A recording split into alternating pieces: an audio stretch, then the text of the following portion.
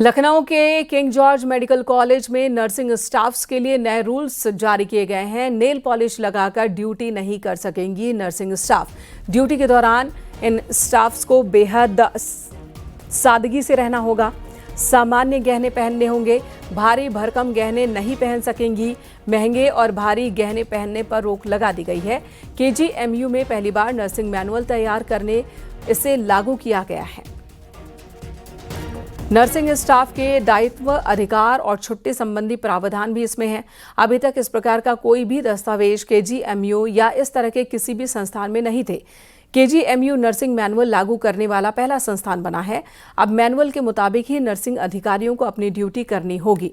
अलाउद्दीन अयूब हमारे सहयोगी हमारे साथ जुड़ गए हैं। अलाउद्दीन, इस मैनुअल में और क्या क्या नियम हैं? देखिए, आमतौर से राइट की बात हमेशा होती रही है, लेकिन लोगों की दायित्व की जिम्मेदारी कभी तय नहीं हुई। तो ऐसे में दायित्वों के निर्वहन की भी जिम्मेदारी तय होना बेहद जरूरी थी। तो नर्सिंग मैनुअल जो है केजीएमयू ने लागू किया है। ऐसा माना जा रहा है कि उत्तर प्रदेश में इस मैनुअल को हर जगह लागू किया जाए, क्योंकि चिकित्सीय जो व्यवस्था है वो बेहद सेंसिटिव, बेहद नाजुक और बेहद मानवीय पहलू उसमें नजर आता है, क्योंकि इसमें कोई प्रोफेशनल काम नहीं होता, बल्कि जिंदगियों को बचाने का और जिंदगियों को बेहतर करने की जिम्मेदारी होती है। तो ऐसे में किंग जॉर्ज मेडिकल यूनिवर्सिटी प्रशासन का मानना था कि ऐसा मैनुअल होना चाहिए, जिससे न सिर्फ अधिकारों की बात हो, बल्कि नर्सिंग स्टाफ के दायित्वों की, यानी ड्यूटीज क्या उनकी है, उसकी बात हो। हालांकि इस मैनुअल में तमाम राइट्स के साथ साथ कितनी छुट्टी उनको दी जानी चाहिए, कितना सीरियल हो सकता है, कितने दिनों तक वो बिना तनख्वाह के जो है तमाम लोग रह सकते हैं, तो वो सब मैनुअल उसमें और तमाम चीजें शामिल की गई हैं। लेकिन जो सबसे अहम और खास बात है कि नर्सिंग अधिकारियों को पिछले दिनों जिस तरह से नाम नर्सिंग स्टाफ का सरकार ने नर्सिंग अधिकारी, नर्सिंग ऑफिसर किया था, वो भी एक प्रमोशन था। तो उसके साथ साथ सरकार ने ये भी जो है नियत को तय किया है कि इस मैनुअल के हिसाब से लोगों को काम करना होगा, ताकि चिकित्सीय व्यवस्था में कोई बाधा। मैनुअल में जिम्मेदारी, जो काम है और ड्यूटी, छुट्टी, इन तमाम बातों का जिक्र है। ठीक है, नियम बहुत ज़रूरी हैं, लेकिन जो गहनों को लेकर, नेल पॉलिश को लेकर जो नियम बनाए गए हैं, इसके पीछे का तर्क क्या है और इस नियम पर नर्सिंग स्टाफ की कोई प्रतिक्रिया अभी तक?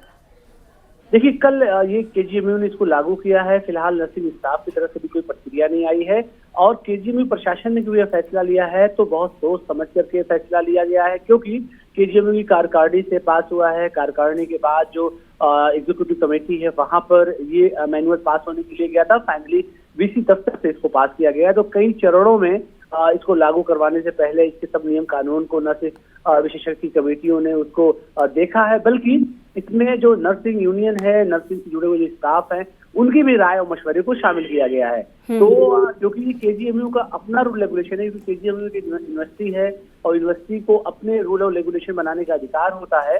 ये सरकार या शासन की तरफ से बनाया गया रूल नहीं है, बल्कि इंटरनल केजीएमयू प्रशासन का बनाया गया रूल है।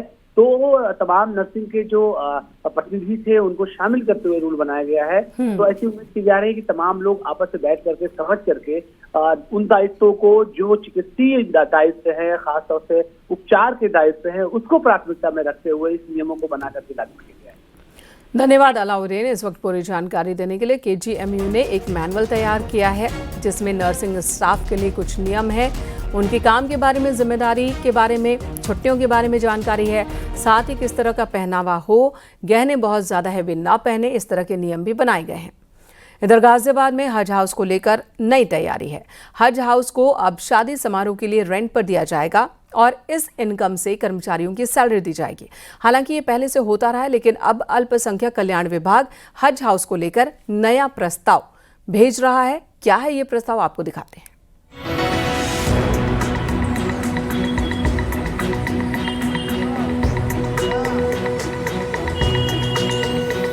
गाजियाबाद में बना ये हज हाउस मौजूदा वक्त में बदहाली के दौर से गुजर रहा है। इमारत की हालत बदतर हो चुकी है। अल्पसंख्यक कल्याण विभाग ने हज हाउस को शादी ब्याह का स्थल बनाने का प्रस्ताव भेजा है। दरअसल हिंडन नदी के किनारे रोड पर 2016 में 52 करोड़ रुपए की लागत से तैयार हुआ हज हाउस अपनी जर्जर हालत की वजह से चर्चा में है। कभी हज यात्रियों के ठहरने के लिए बनाए गए इस भवन में अब शादी ब्याह के टेंट लगते नजर आ रहे हैं।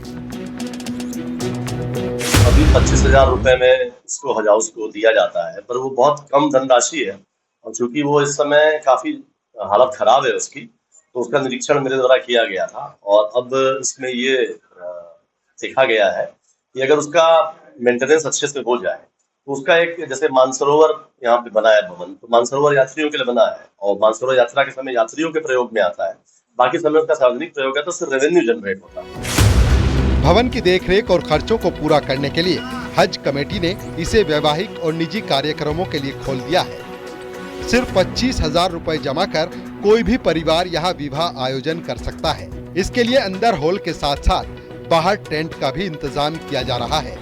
हालांकि कार्यक्रम के बाद साफ सफाई की जिम्मेदारी आयोजक की होगी। इस व्यवस्था की निगरानी के लिए जिले में एक टीम भी बनाई गई है। तो 25,000 रुपए में उसको दिया जाता है और वो वहाँ के जो हमारे हज ट्रेनर है जिले के, उन्हीं के जिम्मे वो है, वो वहाँ से हज समिति की तरफ से वो नामित है वहाँ पे, तो वही उसकी बुकिंग करते हैं और 25,000 रुपए वो हज कमेटी को जमा करते हैं और वो धनराशि बहुत अल्प है, उससे उसका